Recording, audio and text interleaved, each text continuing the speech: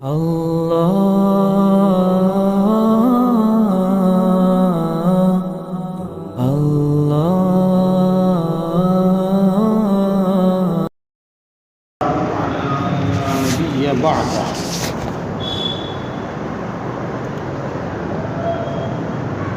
بعد فأعوذ بالله من الشيطان الرجيم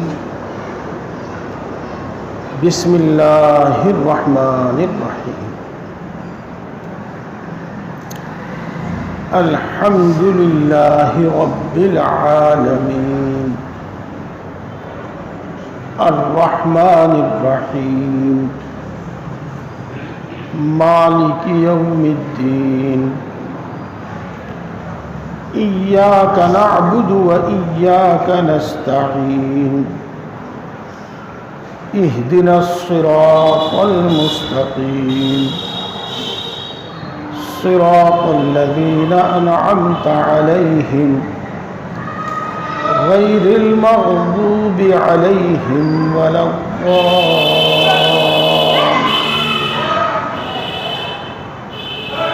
صدق الله العظيم. محترم بزرگوں اور دوستو، الحمدللہ ثم الحمدللہ ہمارے بچوں سے لے کر بڑوں تک میں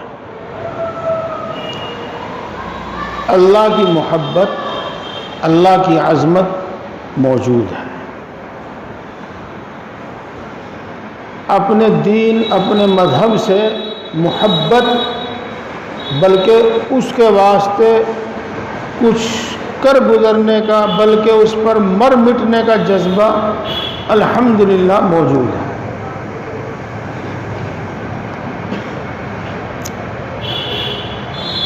اس سب کے ساتھ جب ہم دیکھتے ہیں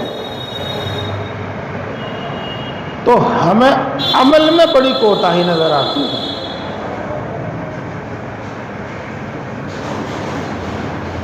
جب ہم اس پر غور کرتے ہیں کہ اپنے دین سے تو ان کو اتنی محبت، دین کا تو ان کے اندر اتنا بڑا جذبہ، لیکن دین پر عمل کرنے میں بہت پیچھے، تو افسوس ہوتا ہے. بلکہ جب بات شروع ہوگی تو میں کہی دوں، ہو سکتا ہے باتوں کو برا لگے،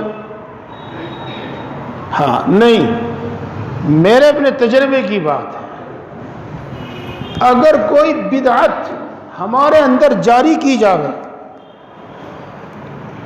لوگ اس کو اتنی جلدی قبول کر لیتے ہیں، اتنی جلدی قبول کر لیتے ہیں کہ دیر نہیں لگنے دیتے.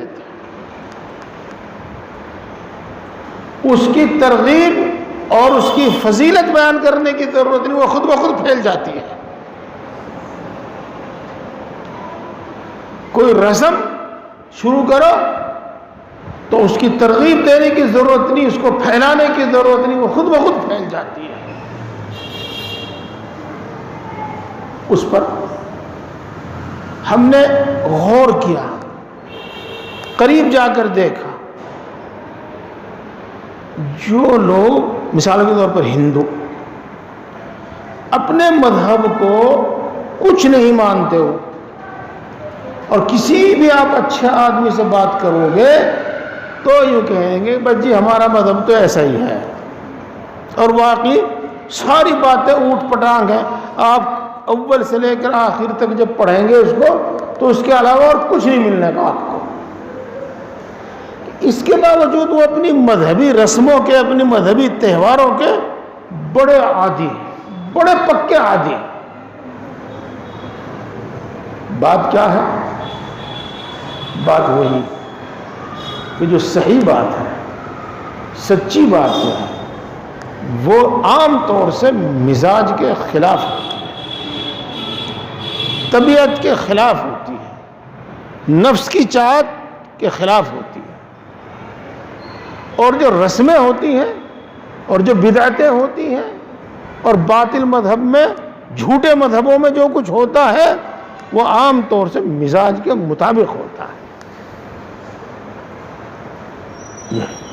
قرآن پاک میں، حدیث پاک میں یہ بات بیان کی گئی ہے۔ پہلی امتوں میں انبیاء کرام علیہ السلام تک کو قتل کیا لوگوں نے، علماء کو تو قتل کرتے ہی تھے، وہ انبیاء کرام علیہ السلام تک کو قتل کیا انہوں نے۔ کیوں قتل کیا؟ کہ وہ اللہ کی بات بتاتے تھے، سچی اور صحیح بات بتاتے تھے، اور وہ ان رسموں اور ان بدعتوں کے خلاف ہوتی تھی جو ان کے درمیان رائج ہیں۔ تو انبیاء کرام علیہ السلام کی وہ باتیں ان کو صحیح نہیں معلوم ہوتی تھی، مزاج کے خلاف معلوم ہوتی تھی، ان کو غلط کہتے تھے۔ مجھے وہ آیت شریف اب صحیح سے یاد نہیں آ رہی ہے، انہیں پہلے پارے میں ہے، انہوں نے اپنے انبیاء کو قتل کیا، اس واسطے قتل کیا کہ وہ ان کے مزاج کے خلاف ان کے مزاج کے خلاف احکام لے کر آئے۔ ہے یاد آئی کسی کے؟ ہاں چلو کوئی بات نہیں، یہ ہے۔ تو میرے دوستو بات وہ ہے، تو خیر میں عرض یہ کر رہا تھا کہ الحمدللہ ہم اپنے دین کی عظمت، محبت، اللہ کی عظمت، اللہ کی محبت، قرآن کی محبت، قرآن کی عظمت، حدیث پاک کی محبت، حدیث پاک کی عظمت ہمارے دل میں موجود ہے، اور اس کے باوجود عمل میں کوتاہی ہے۔ تو عمل میں کوتاہی کیوں ہے؟ یہ غور کرنے کی بات ہے۔ عمل میں کوتاہی کیوں ہے؟ غور کرنے کی بات ہے۔ تو میرے دوستو میں نے اس میں غور کیا کہ عمل میں جو کوتاہی ہے وہ علم کی وجہ سے ہے، صحیح بات نہیں پہنچتی لوگوں تک، اور صحیح بات کب پہنچے؟ جبکہ ایک آدمی کا دامن پکڑ لے، سچے پکے صحیح مولوی کا، صحیح عالم کا ایک کا دامن پکڑ لے اور اس سے ساری بات پوچھ کے عمل کرے تو صحیح، ورنہ بات صحیح نہیں پہنچتی۔ خیر چلو یہ تو بات الگ ہو گئی۔ میں تو آپ سے یہ عرض کرنا چاہتا ہوں کہ عمل میں کوتاہی ہے، اور اس کا سبب یہ ہے کہ ہمیں صحیح علم نہیں۔ ہمارے علم کی غلطی میں سے ایک غلطی یہ ہے کہ ہم نے صرف نماز کو پورا دین سمجھ لیا، حالانکہ نماز پورا دین نہیں ہے۔ نماز دین کی ایک اہم عبادت ہے، بنیادی عبادت ہے، لیکن پورا دین نہیں ہے۔ اور جب ہم نماز پڑھنے لگے تو ہم نے سمجھ لیا کہ بس پورا دین ہمارے اندر آ گیا، اب ہمیں کسی علم کی ضرورت نہیں رہی، ہمیں بلکہ کسی عمل کی ضرورت نہیں رہی۔ میرے دوستو جب ہم دین کا علم حاصل کریں گے، دین کی بات سنیں گے، تب ہمیں پتہ چلے گا کہ دین کیا ہے، اور اس میں سے کتنے حصے پر ہم عمل کر رہے ہیں اور کتنے حصہ ہم نے چھوڑا ہوا ہے۔ اور پھر یہ بھی سوچ لیجئے گا کہ دین کی ایک دو بات پر عمل کرنے سے نجات و مغفرت ہو جاوے گی، یا پورے دین پر عمل کرنا ضروری ہے۔ میرے دوستو پورے دین پر عمل کرنا ضروری ہے نجات اور مغفرت کے واسطے، دین کی ایک دو بات پر عمل کرنا کافی نہیں ہے۔ یہ باتیں میں آپ کو تفصیل سے بتاتا، آیات کے حوالے سے بتاتا، حدیثوں کے حوالے سے بتاتا، لیکن میں نے اس وقت کچھ اور بیان کرنے کا ارادہ کیا۔ دوستو میں اپنی بات سے پہلے آپ کو ایک بات مثال دے کر بتا رہا ہوں، اور وہ یہ ہے، یہاں بیٹھ کر یہ مجھے پتہ نہیں کہ دہرادون ادھر ہے یا ادھر ہے، لیکن میں مثال کے طور پر ہی کہہ رہا ہوں۔ مثال کے طور پر دہرادون تو ادھر ہے اور دلی ادھر ہے۔ اب ایک شخص دہرادون جانا چاہتا ہے، اگر وہ اسی راستے پر چل دے تو اگر وہ پیدل بھی چلے، بلکہ یوں کہو 1 گھنٹے میں 1 قدم رکھے وہ، تو وہ دہرادون سے قریب ہوتا چلا جائے گا۔ اور وہ شخص جانا تو چاہے دہرادون، لیکن دہرادون والے راستے پہ نہ چل کے دلی والے راستے پہ چل دے، ادھر چل دے، تو وہ جتنا دوڑے گا، جتنا بھاگے گا، اتنا اپنی منزل سے دور ہوتا چلا جائے گا۔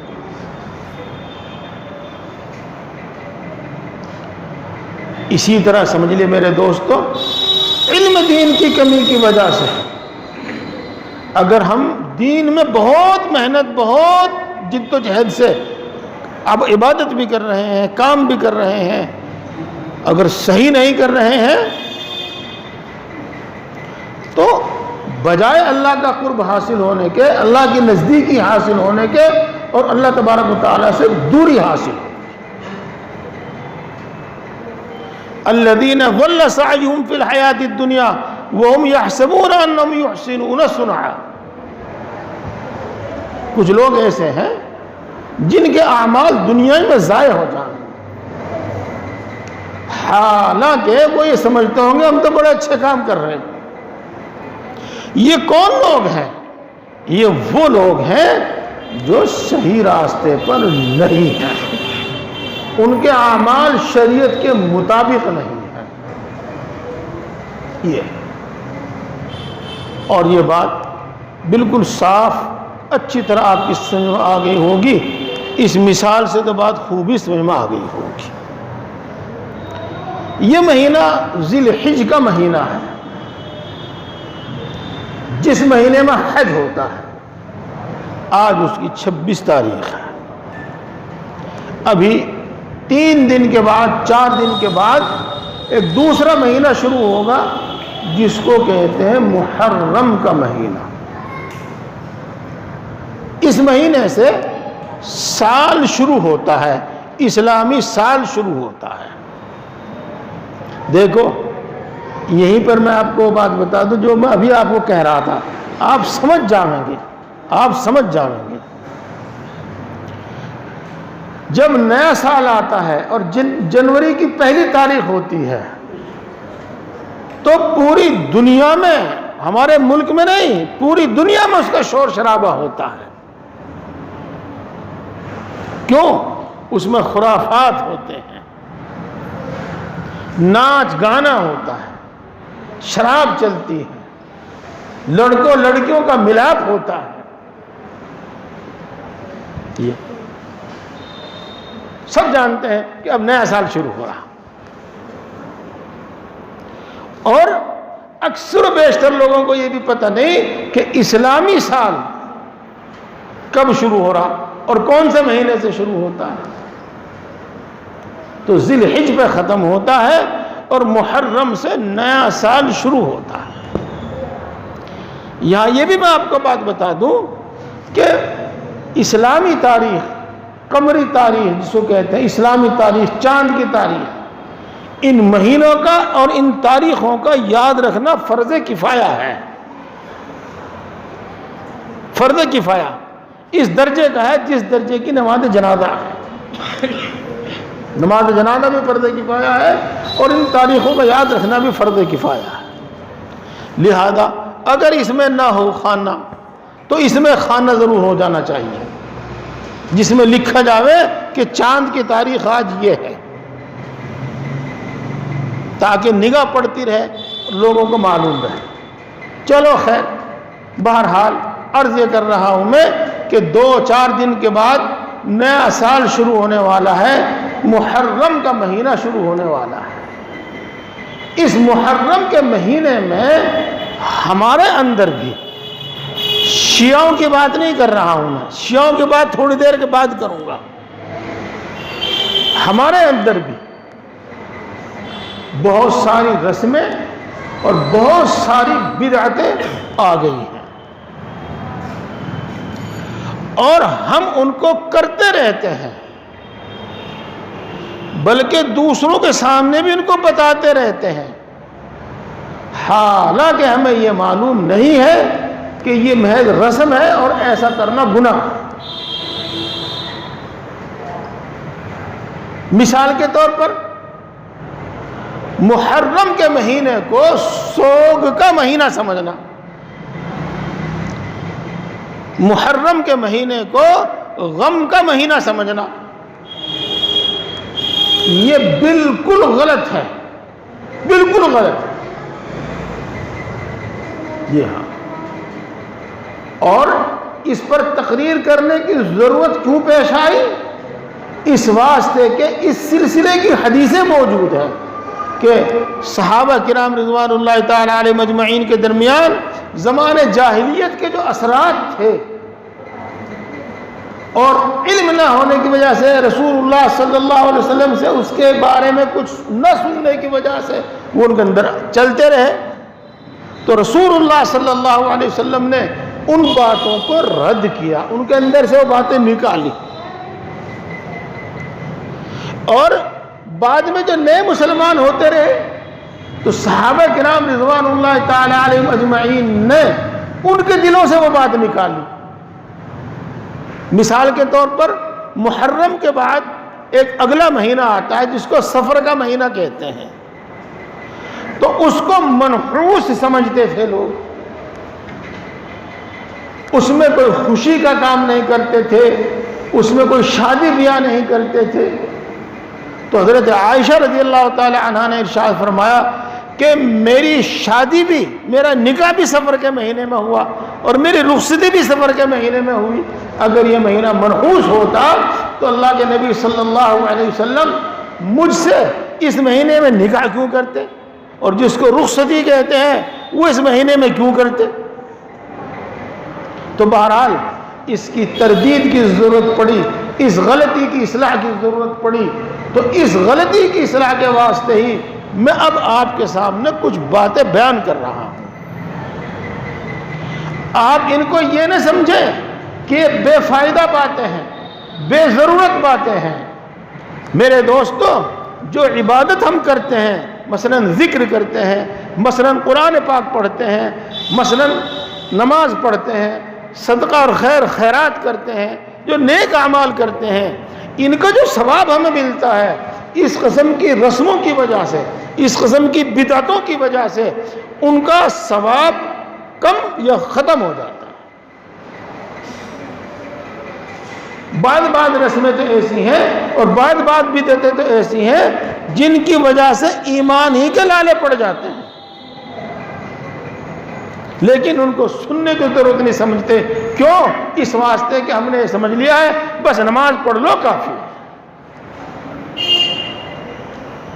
میرے دوستو، جیسے میں نے بتایا سفر کے مہینے کے بارے میں، عرب کے لوگوں کا یہ خیال تھا کہ اس میں کوئی خوشی کا کام نہیں کرنا چاہیے، یہ منحوس مہینہ ہے، اس میں شادی نہیں کرنا چاہیے، یہ منحوس مہینہ ہے۔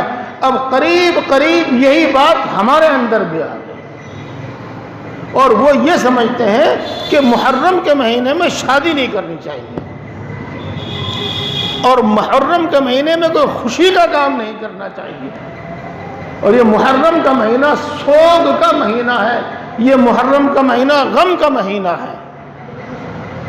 میرے دوستو اور میرے بزرگوں، یہ بات بالکل غلط ہے، بالکل غلط ہے، اور یہ جو ایک گمراہ فرقہ ہے جس کو ہم شیعہ کے نام سے جانتے ہیں، اور وہ ہمارے شہر و دیہاتوں میں یہاں آس پاس میں بھی موجود ہے، اور محرم میں اس کی ساری مسلمانی ان 10 دن کے اندر ہوتی ہے، بس پہلی محرم سے لے کر 10 محرم تک، اور پھر اگلے مہینے کی 10 تاریخ یعنی جس کا کہتے ہیں 40واں چہلم 40واں، بس وہاں تک ان کی ساری مسلمانی ہے۔ تو وہاں سے یہ بدعتیں اور یہ رسمیں ہمارے اندر آ گئی ہیں، تو ان میں سے جس میں ہم مبتلا ہیں، تو انشاءاللہ العزیز یہ بات سن کر ہم اس کو ہمیشہ کے واسطے چھوڑ دیں گے، اور اگر مبتلا نہیں ہے تو ہم بھی پھر بھی اس کو سنیں تاکہ آئندہ ہم اس میں مبتلا نہ ہو جائیں۔ کسی کے کہنے سننے سے ہم اس بات کو صحیح نہ مان لیں، اور اس کو پھر اگر ہم اس میں مبتلا نہیں ہیں تب بھی ہم اس کو سنیں، اور یاد رکھیں کہ اگر کوئی شخص اس میں مبتلا ہو تو اس کو بتلا دیں۔ دیکھو 3 باتیں میں نے آپ کو بتائی، یہ 3 فائدے ہیں علم کے، اور دوبارہ کہتا ہوں میرے دوست، میں کچھ رسموں کو بیان کر رہا ہوں، اگر ہم ان میں مبتلا ہوں تو ان کو چھوڑ دیں، اور ہم ان میں مبتلا نہیں ہیں تو بھی ان کو سنیں اور ان کو یاد رکھیں۔ اس لیے سنیں اور اس لیے ان کو یاد رکھیں تاکہ کسی دوسرے کے کہنے سننے سے اور کسی دوسرے کو دیکھا دا کہ ہم بھی اس میں مبتلا نہ ہو جائیں۔ جب ہم کو پہلے سے معلوم ہوگا کہ یہ بات غلط ہے، یہ بات رسم ہے، یہ بات اسلام کے خلاف ہے، تو ہم کسی کے کہنے سننے میں نہیں آئیں گے اور دیکھا دیکھی نہیں کریں گے۔ اور ایک فائدہ اس کا یہ بھی ہوگا، ہمیں کوئی دعوت دے یا کوئی شخص اس میں مبتلا ہو تو ہم اس کو سمجھا دیں گے، ہم اس کو بتلا دیں گے کہ دیکھو بھائی یہ اسلامی چیز نہیں ہے، یہ بدعت ہے، یہ اسلامی چیز نہیں ہے، یہ رسم ہے۔ تو یہ بات تو میں نے آپ کو بتا دی، کوئی شوق کا مہینہ ہے نہیں ہے، بلکہ احترام کا مہینہ ہے، قابل احترام مہینہ ہے، بلکہ واجب الاحترام مہینہ ہے۔ میں اس کو بھی بیان نہیں کرتا، نہیں تو بات لمبی ہو جاوے گی۔ جو میں کہنا چاہتا ہوں میں بس اسی پر رہوں گا۔ تو میرے دوستو، سوگ میں ایک یہ کام کرتے ہیں کہ اس مہینے میں شادی بیاہ نہیں کرتے۔ تو سمجھ لیجئے گا، محرم ہو، سفر ہو، ان 12 مہینوں میں سے کوئی سا مہینہ ہو، کوئی مہینہ منحوس نہیں ہے، اور کوئی مہینہ ایسا نہیں ہے کہ اس میں یہ کوئی پابندی ہو کہ اس میں نکاح نہیں کرنا چاہیے، اس میں کوئی خوشی کا کام نہیں کرنا چاہیے، بلکہ اسلام نے ہمیں بتلا دیا کہ کسی چیز میں نحوست نہیں ہے، نہ گھوڑے میں نحوست، نہ گھر میں نحوست، نہ کسی دن میں نحوست، نہ کسی وقت میں نحوست، کوئی بے برکت نہیں ہے یہ۔ لہذا شادی بیاہ اگر محرم میں ہو، کرنا ہو تو شادی بیاہ محرم میں کر لینا چاہیے۔ نہ بار کا دن، ہم بہت مرتبہ اب تو ایسا واسطہ نہیں پڑتا، جب مدرسے میں رہتے تھے تو بیاہ لکھواتے تھے لوگ، اجی فلاں تاریخ کا بیاہ لکھ دو، دیکھیو کون سا دن پڑ رہا، اب جی اس میں تو بار کا دن پڑ رہا، نہ جی اس میں نہ لکھیو، اجی اس میں تو منگل کا دن پڑ رہا، نہ جی اس میں نہ لکھیو۔ تو مہینوں کو منحوس سمجھتے ہیں، دنوں کو منحوس سمجھتے ہیں، یہ اسلام کے خلاف بات ہے۔ الحمدللہ ثم الحمدللہ، میں نے اپنی بڑی بیٹی کا جب نکاح کیا تو محرم کے مہینے میں ہی کیا تھا۔ اسی طرح میرے دوستو، محرم کے مہینے کو سوگ کا مہینہ سمجھتے ہیں، اور بہت سارے لوگ اس میں جو ہی محرم کا چاند نظر آئے گا تو اس میں کالے کپڑے پہننے شروع کر دیں گے، اور اس میں ننگے سر رہنا شروع کر دیں گے، اور میں ننگے پاؤں رہنا شروع کر دیں گے۔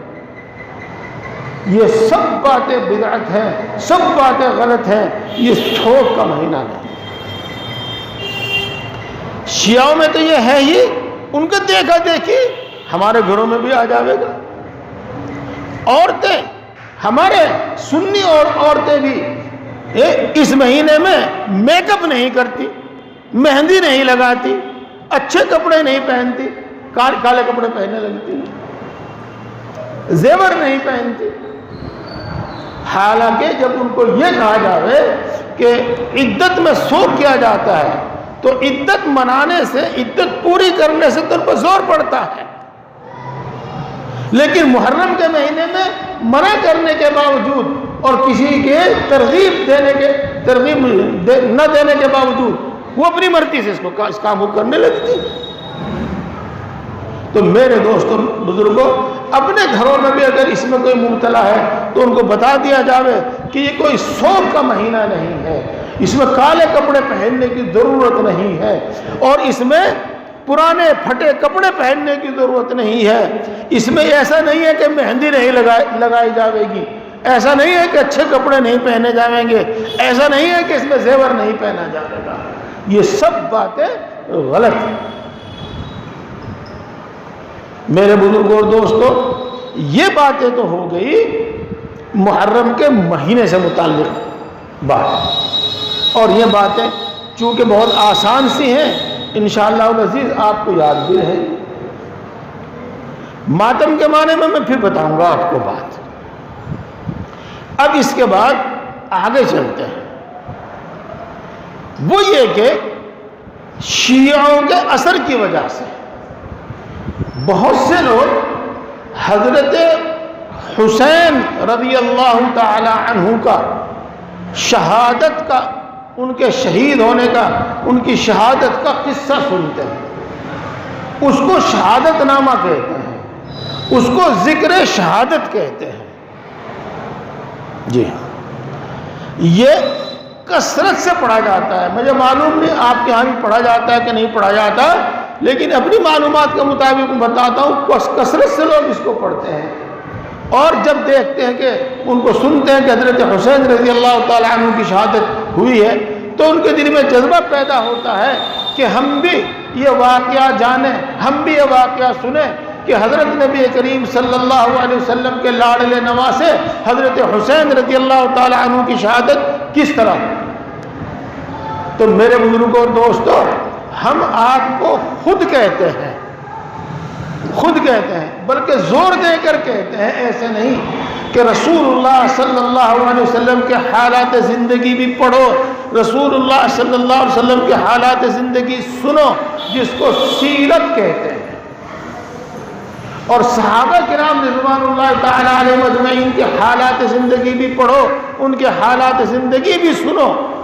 ہاں، مثال کے طور پر حضرت شیخ حضرت مولانا زکریا صاحب رحمۃ اللہ علیہ نے حکایات صحابہ لکھی ہے، کم سے کم وہ پڑھے کہ ان کی زندگی کے واقعات سننے سے، ان کی زندگی کے واقعات پڑھنے سے، ان کی زندگی کے واقعات جاننے سے انہی جیسا جذبہ عمل کا پیدا ہوتا ہے۔ تو اس سے منع نہیں کرتے، منع کس چیز سے کرتے ہیں؟ جب چیز وہ رسم میں داخل ہو جاوے اس سے منع کرتے ہیں کہ محرم کے مہینے میں کیوں پڑھا جاوے، چلو خیر محرم کے مہینے میں بھی پڑھ لو، کوئی بات نہیں، پڑھ لو اس کو بھی، لیکن اکثر و بیشتر کتابوں میں من گھڑت واقعات لکھے ہوئے تھے، اور ایسے من گھڑت واقعات لکھے ہوئے ہیں جن کو آدمی پڑھ کر روے، جن کو آدمی پڑھ کر سوگ میں، غم میں مبتلا ہو جائے۔ تو اس طرح کے واقعات سننا، اس طرح کے واقعات پڑھنا یہ درست نہیں ہے اس مہینے میں۔ یہ مہینہ ہو یا اس کے علاوہ حضرت حسین رضی اللہ تعالی عنہ رسول اللہ صلی اللہ علیہ وسلم کے نواسے ہیں اور چہیتے نواسے ہیں، ہم اتنی ہی ان سے محبت رکھتے ہیں جتنی رسول اللہ صلی اللہ علیہ وسلم ان سے محبت رکھتے ہیں۔ وہ بات اپنی جگہ پر ہے، لیکن جو من گھڑت قصے ہیں وہ ہرگز نہیں سننے چاہیے اور ہرگز نہیں پڑھنے چاہیے۔ یہ ایک بات ہو گئی۔ اب اس کے بعد آپ آگے چلیے، آگے چلنے میں تعزیہ بنایا جاتا ہے، اور تعزیہ کے ساتھ جو سلوک کیا جاتا ہے، تعزیے کے ساتھ جو برتاؤ کیا جاتا ہے، وہ تقریباً سارا کا سارا مشرکانہ ہے، پوری طریقے سے وہ مشرکانہ ہے۔ تعزیہ کیا ہے؟ تعزیہ یہ ہے کہ حضرت حسین رضی اللہ تعالیٰ عنہ کی جو قبر ہے، اور حضرت حسین رضی اللہ تعالیٰ عنہ کی قبر کے اوپر جو عمارت ہے، اسی کی شکل و صورت بناتے ہیں، اسی کی شکل و صورت بناتے ہیں، اس کو خوب سجاتے ہیں، خوب سجاتے ہیں، اور اس کو اتنا متبرک سمجھتے ہیں، اتنا بابرکت سمجھتے ہیں کہ اس کا طواف کرتے ہیں، جس طرح بیت اللہ کا طواف کیا جاتا ہے اس کا طواف کرتے ہیں۔ تو بیت اللہ کے سوا کسی بھی چیز کا طواف کرنا یہ شرک میں مبتلا کر دیتا ہے۔ اسی طریقے سے اس پر عرضیاں لٹکاتے ہیں، درخواست لٹکاتے ہیں، مرادیں پوری ہو جانا ہے۔ یہاں تو حضرت حسین بھی نہیں ہے، یہاں تو قبر بھی نہیں ہے، یہاں پھر یہ کیا ہے، کیا ہو رہا ہے؟ تو یہ عقیدہ رکھنا کہ اس تعزیے پر یہ درخواست لٹکانے سے، یہ عرضی لٹکانے سے، یہ اس کے سامنے کھڑا ہو کر دعا مانگ کر مرادیں مانگنے سے ہماری مرادیں پوری ہو جائیں گی، ہمارے مقاصد پورے ہو جائیں گے، تو میرے دوستو یہ بھی شرک ہے۔ تاکہ میرا بچہ تمام الا بلا سے محفوظ رہے اور سارے سال اس سے محفوظ رہے، تو اس کے نیچے سے اس کو نکالتے ہیں، غرض اس کے سامنے مرادیں مانگنا، عرضیاں، درخواستیں اس پر لٹکانا، منتیں ماننا، طواف کرنا، یہ سب چیزیں قریب قریب شرک کے ہیں، اور قریب قریب کا لفظ میں نے اس کو اس لیے بتا دیا کہ اس کو عملی شرک کہتے ہیں، عملی شرک۔ تو میرے بزرگوں اور دوستوں، آپ ان سب باتوں کو جانیے اور جان کر محفوظ رکھیے۔ اگر آپ اس میں مبتلا نہیں ہیں، اور امید یہ ہے کہ آپ اس میں مبتلا نہیں ہوں گے، پھر بھی آپ ان کو سن لیجئے گا تاکہ آپ آئندہ بھی محفوظ رہیں، اپنی اولاد کو بھی ان سے محفوظ رکھیں، اور اپنے دوست احباب کو بھی ان سے محفوظ رکھیں کہ وہ ایسی حرکت نہ کریں۔ یہ چیز آگے، اب اس کے بعد آگے چلیے، اگلی بات کیا ہے؟ اگلی بات یہ ہے کہ جو بھی کچھ معاملات شیعہ لوگ کرتے ہیں، ہم ان کو کچھ نہیں کہتے، جو وہ کرتے ہیں وہ کریں، چونکہ وہ ہماری نہ ماننے والے ہیں اور نہ ہم منوا سکتے۔ ہم تو صرف اپنے والوں کو جو ہماری بات سننے کو تیار ہیں، ماننے کو تیار ہیں، ان کو بتانا چاہتے ہیں کہ بھائی ان چیزوں سے محفوظ ہیں، ان چیزوں سے محفوظ ہیں۔ میرے دوستو، رسول اللہ صلی اللہ علیہ وسلم نے ارشاد فرمایا کہ کسی کے واسطے حلال نہیں ہے، کسی کے واسطے جائز نہیں ہے کہ وہ 3 دن سے زیادہ سوگ کرے، کسی کی موت پر، کسی کی شہادت پر 3 دن سے زیادہ سوگ کرے، اس کی اجازت نہیں۔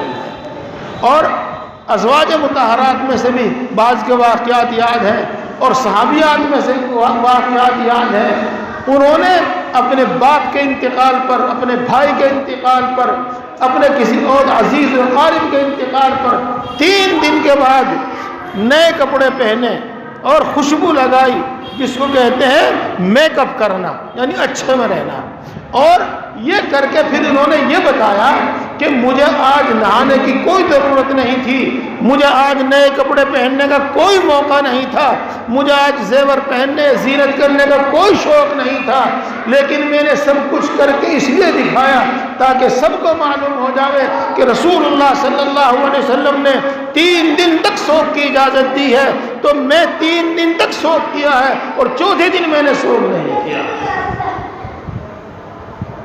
یہ تو میرے دوستو، اب ہر سال 1400 سال تقریباً ہو گئے اس کا سوگ کرنا، اس کا ماتم کرنا، یہ رسول اللہ صلی اللہ علیہ وسلم کی تعلیمات کے خلاف ہے۔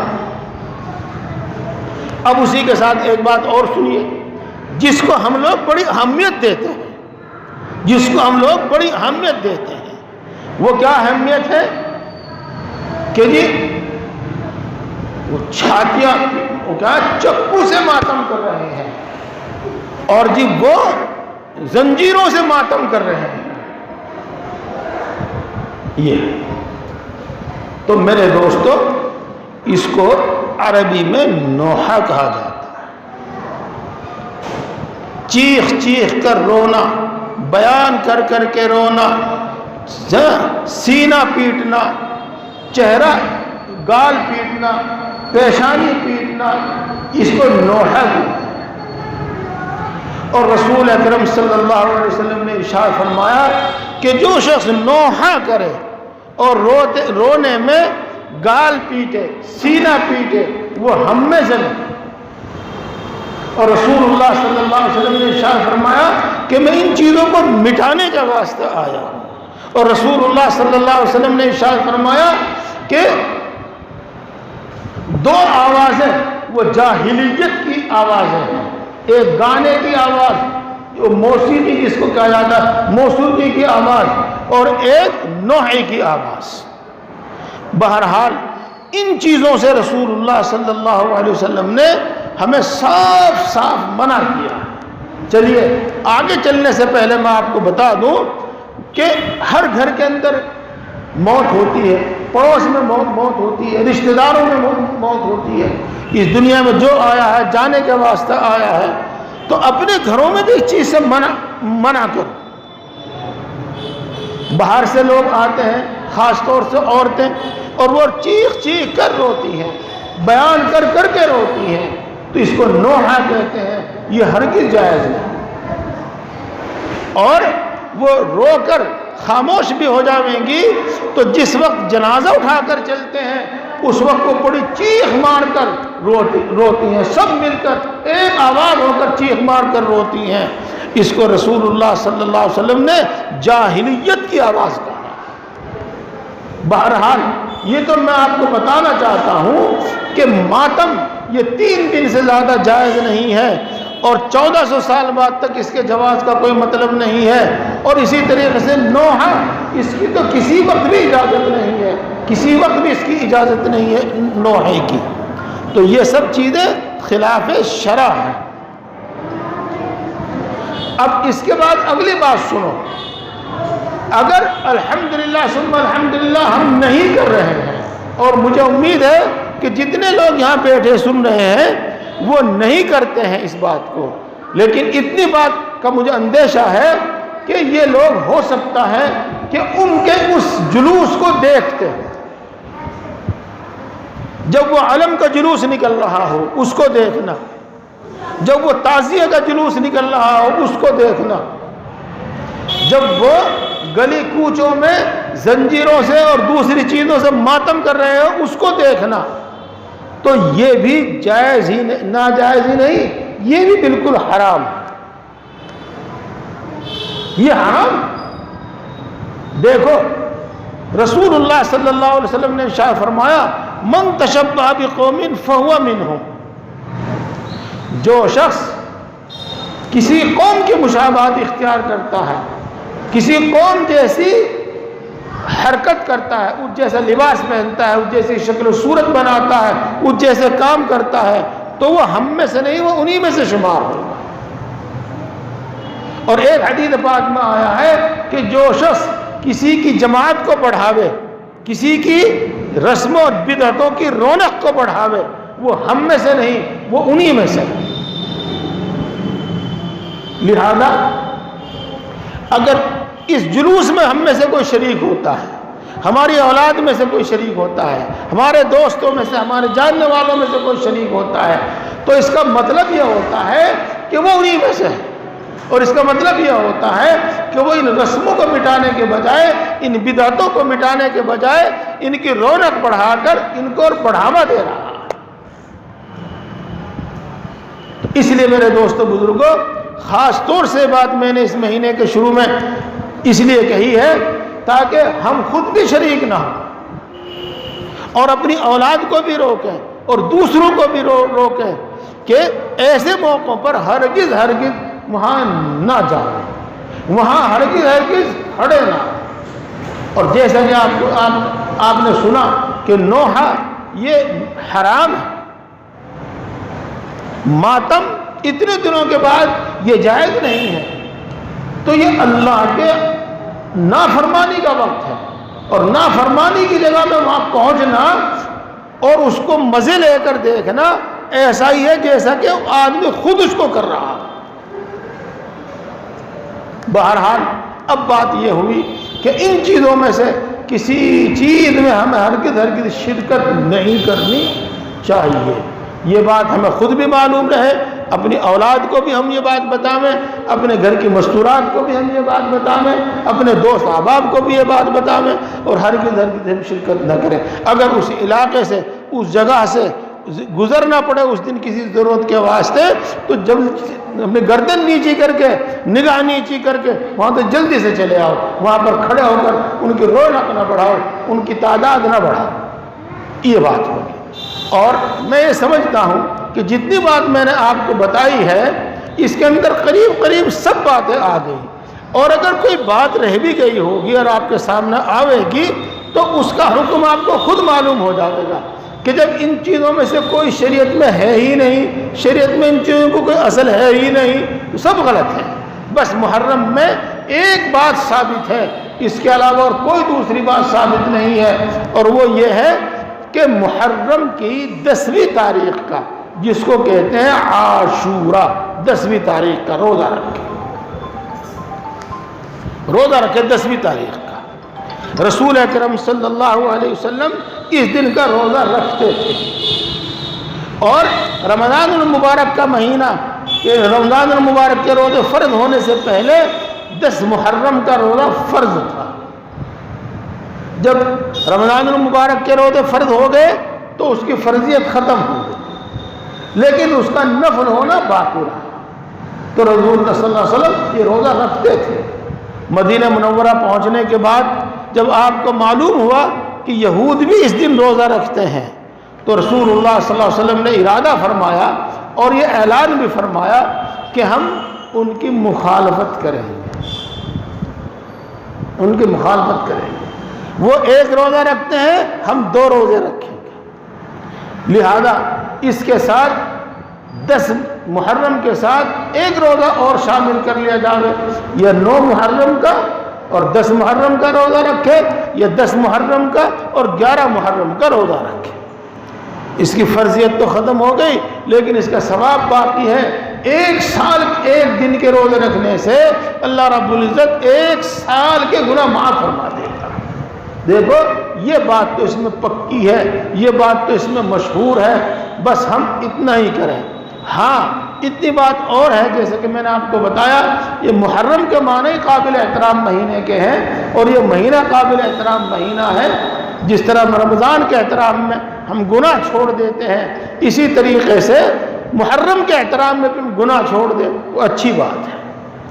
اور جس طرح رمضان شریف میں ہم زیادہ عبادت کرتے ہیں، تو اسی طرح محرم کے مہینے میں کچھ زیادہ عبادت کریں، ذکر کریں، تلاوت کریں، تو اچھی بات ہے۔ لیکن ایک اس میں بات ثابت ہے جو میں نے آپ کو بتائی۔ ایک بات اور بھی ہے، لیکن وہ کوئی پکی حدیث سے ثابت نہیں ہے، لیکن اگر کرنا چاہے تو اس کی اجازت ہے، اس کی گنجائش ہے، اور وہ یہ ہے کہ 10 محرم کو اپنے گھر والوں پر اور جن لوگوں کو وہ کھانا وغیرہ دیتے ہیں، مثال کے طور پر اپنے ملازموں کو، نوکروں کو، جن کا، تو ان پر وسعت کرے، ان کو اچھا کھانا کھلائے۔ حدیث پاک میں آیا ہے کہ جو شخص اس دن اپنے گھر والوں پر وسعت کرتا ہے تو اس دن کی برکت سے اللہ تبارک و تعالیٰ پورے سال وسعت کرتے ہیں۔ بس میں اپنی بات کو یہیں ختم کرتا ہوں بزرگوں اور دوستوں، اور اپنی بات کا سارا حاصل اور خلاصہ آپ کو بتاتا ہوں۔ پہلی بات میں نے آپ کو یہ بتائی تھی، اور اس کو میں پھر عرض کرتا ہوں، اگر آدمی صحیح راستے پر ہے اور وہ تھوڑا عمل کرتا ہے تو اللہ کے ہاں قبول ہوگا، اس کا اجر و ثواب اس کو ملے گا، اس کا جو فائدہ ہے دنیا میں وہ بھی اس کو ملے گا، اس کا جو نفع ہے آخرت میں، جو ثواب ہے آخرت میں، وہ بھی ملے گا۔ اگر وہ غلط راستے پر ہے، جس کو ہم کہتے ہیں رسم، جس کو ہم کہتے ہیں بدعت، یہ اس سے آگے بڑھ کر خدا نخواستہ کفر و شرک میں مبتلا ہے، تو ظاہر بات ہے کہ ایسا کرنے سے اس کو کوئی ثواب نہیں ملے گا، گناہ ہی ملے گا۔ ایسا کرنے سے اللہ راضی نہیں ہوگا بلکہ اللہ ناراض ہی ہوگا۔ ایسا کرنے سے اللہ کی نزدیکی اس کو حاصل نہیں ہوگی بلکہ دوری ہی اس کو حاصل ہوگی۔ ایک تو یہ اصول یاد رکھیے گا، اور اس کے بعد پھر میں نے آپ کو محرم کے متعلق کچھ باتیں بتلائی ہیں۔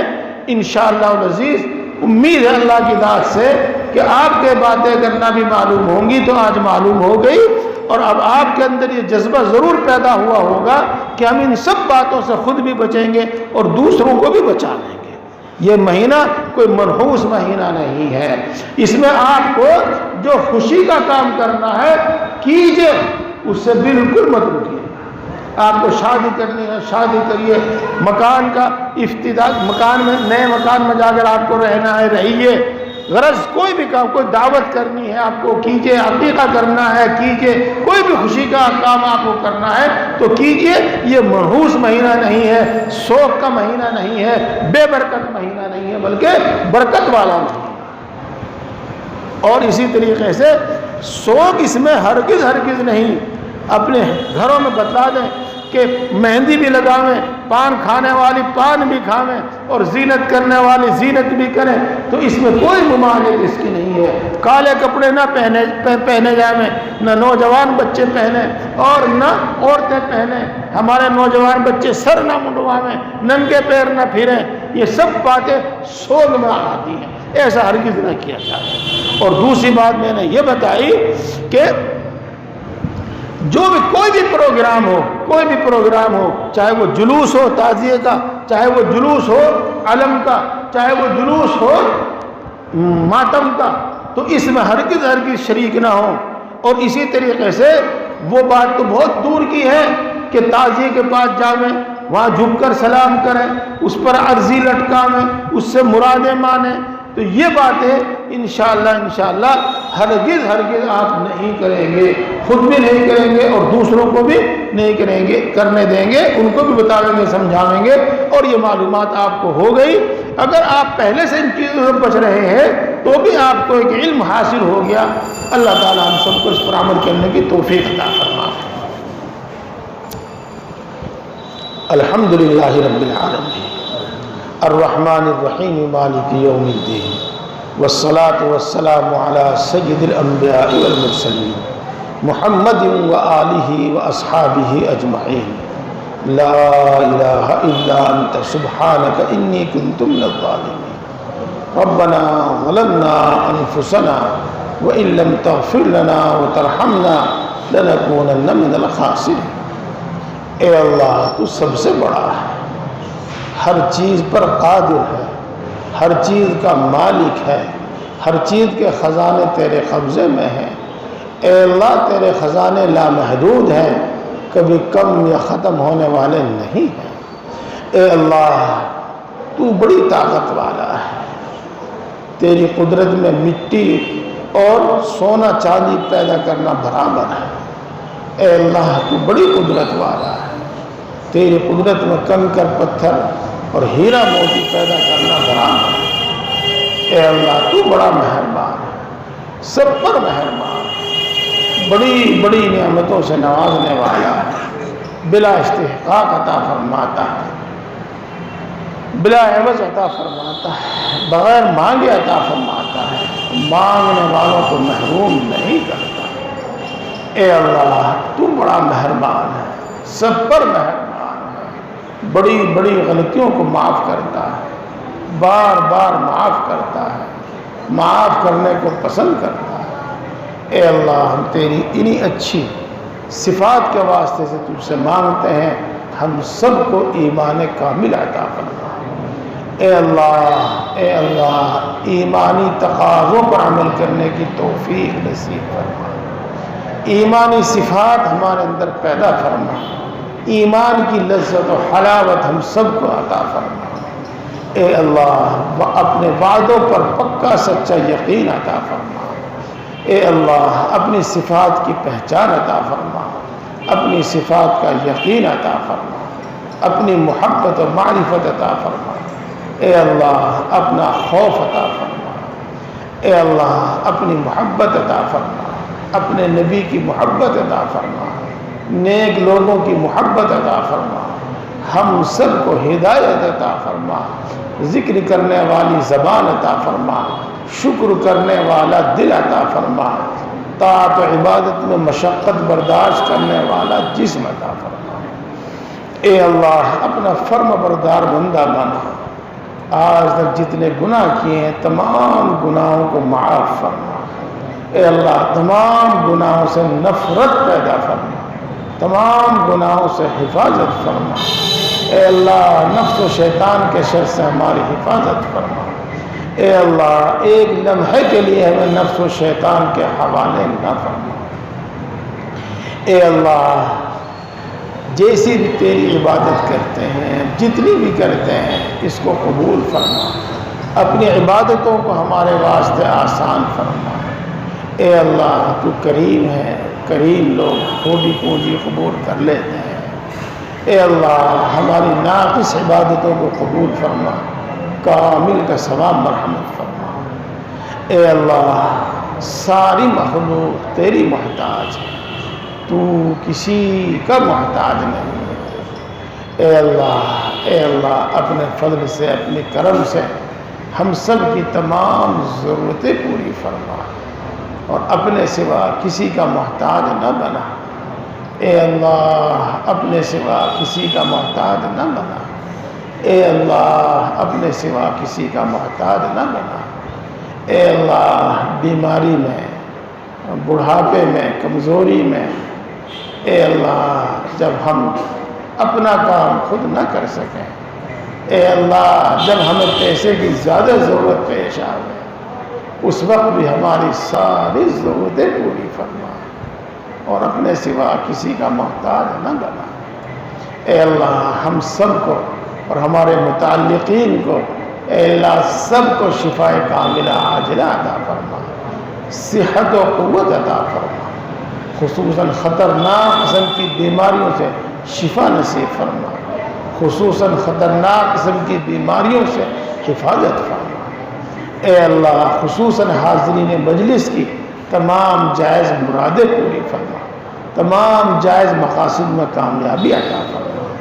اے اللہ ہر مشکل کو آسان فرما، ہر پریشانی کو دور فرما۔ اے بگڑی کے بنانے والے ہر بگڑا ہوا کام بنا دے۔ اے قادر مطلق ہر اٹکا ہوا کام بنا دے۔ اے اللہ ہمارے گھروں میں چین، سکون، سکینہ نازل فرما، ہمارے گھروں میں اتفاق، اتحاد پیدا فرما، اور ہمارے آپسی جھگڑے ختم فرما، خصوصاً میاں بیوی کے آپسی جھگڑے ختم فرما۔ اے اللہ کسی ظالم کو، کسی بے رحم کو ہم پر مسلط نہ فرما۔ اے اللہ عزت کی، راحت کی زندگی عطا فرما۔ اے اللہ مرتے دم تک دین حق پر ثابت قدم فرما۔ اے اللہ ایمان پر خاتمہ فرما۔ اے اللہ ایمان پر خاتمہ فرما۔